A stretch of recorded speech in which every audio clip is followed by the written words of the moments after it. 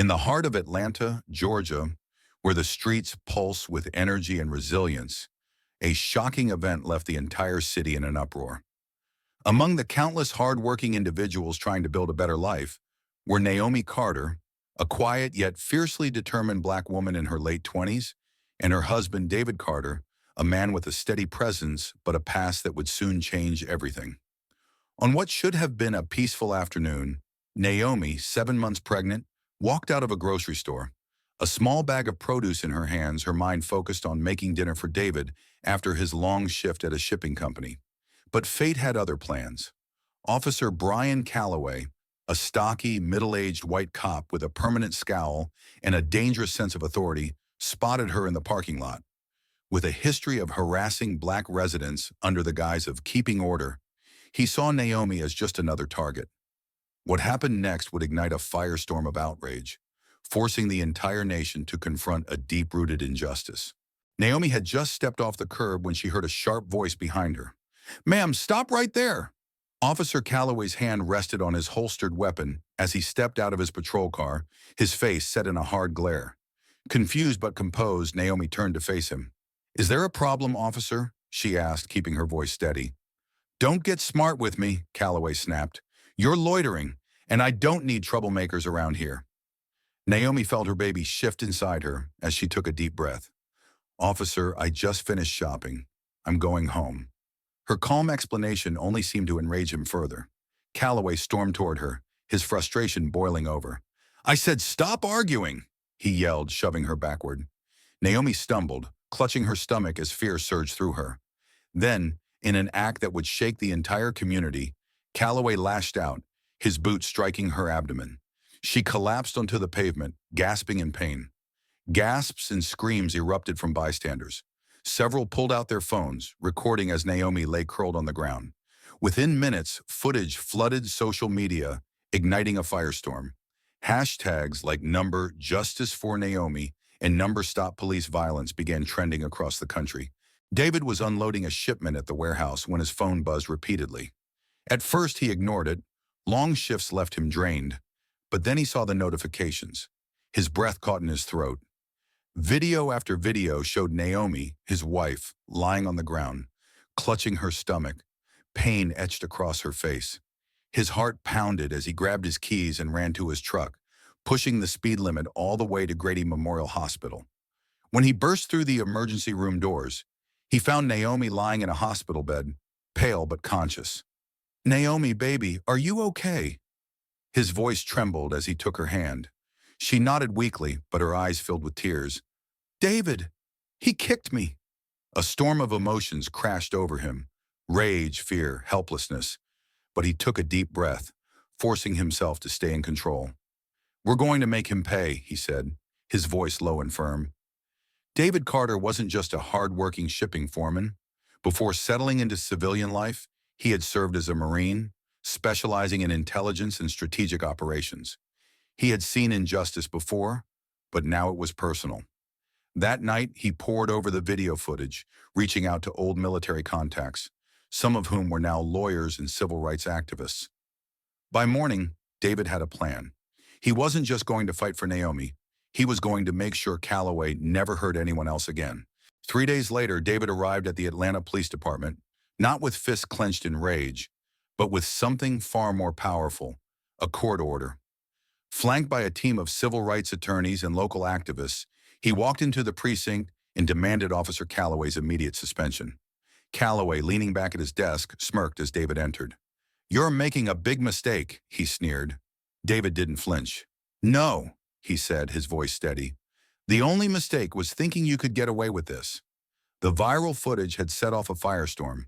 Protests erupted across Atlanta, with thousands gathering outside the police headquarters, demanding justice. National news picked up the story, and under public pressure, the district attorney fast-tracked the case. Meanwhile, David and his legal team worked tirelessly, digging into Calloway's past. What they uncovered was even worse than they had imagined. Years of excessive force complaints, racial profiling allegations, and internal reports that had been quietly buried. When the trial began, Naomi took the stand. Her voice trembled as she recounted that horrifying moment. "I was just trying to go home," she said, her eyes locking onto the jury. "But he saw me as less than human." The courtroom was silent. Some jurors wiped away tears. In the end, the verdict was swift and unforgiving. Calloway was convicted of assault and misconduct. He was sentenced to 5 years in prison and stripped of his badge.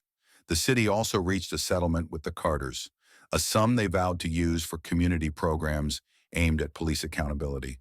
But just when they thought justice had been served, a new revelation would shake the case and the entire city to its core.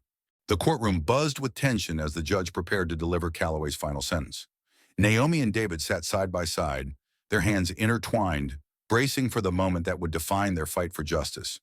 The media frenzy surrounding the case had reached a boiling point, with millions watching the live stream verdict.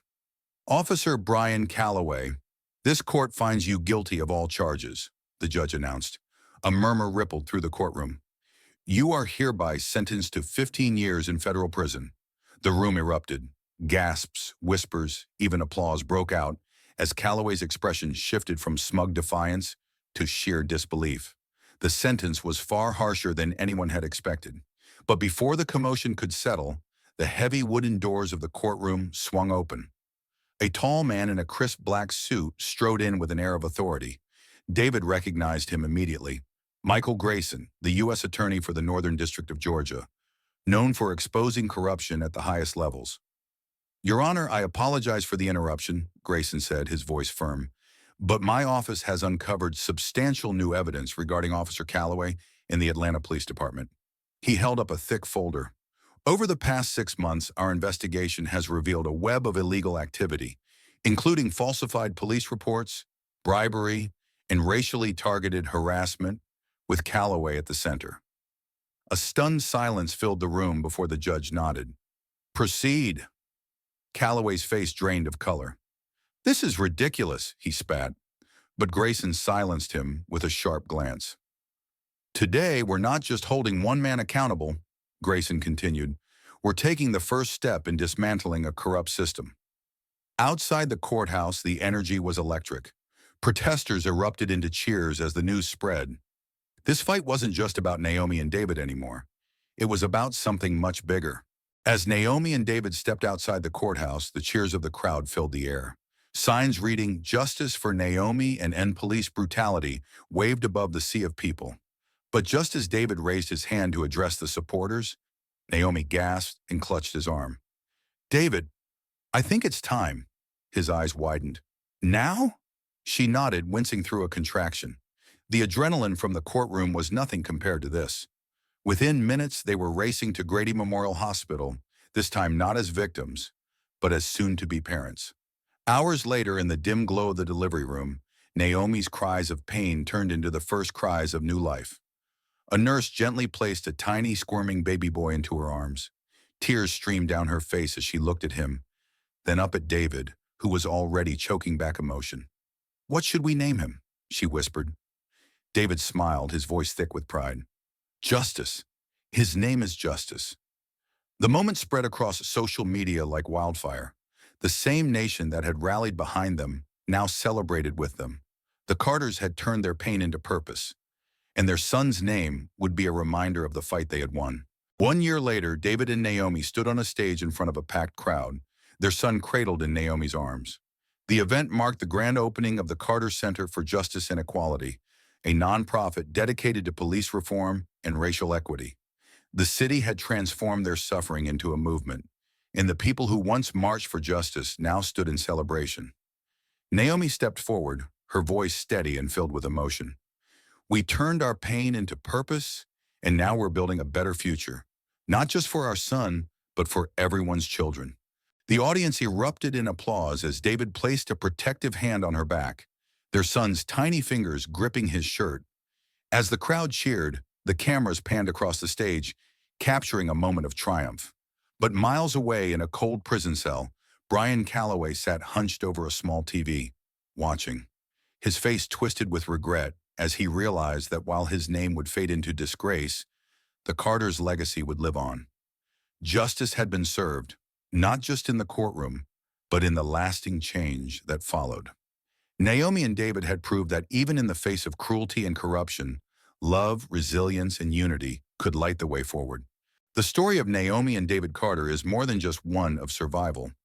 It's a testament to resilience, justice, and the power of standing up against injustice. What started as a moment of brutality became a nationwide movement, proving that when people unite, real change is possible. Their fight didn't just end in a courtroom, it became a legacy that would impact generations to come. If this story moved you, don't let it stop here. Subscribe to the channel for more powerful stories that shine a light on truth and justice. Hit the like button to show your support, and let us know your thoughts in the comments below. And most importantly, share this video to keep the conversation going. Together, we can make a difference.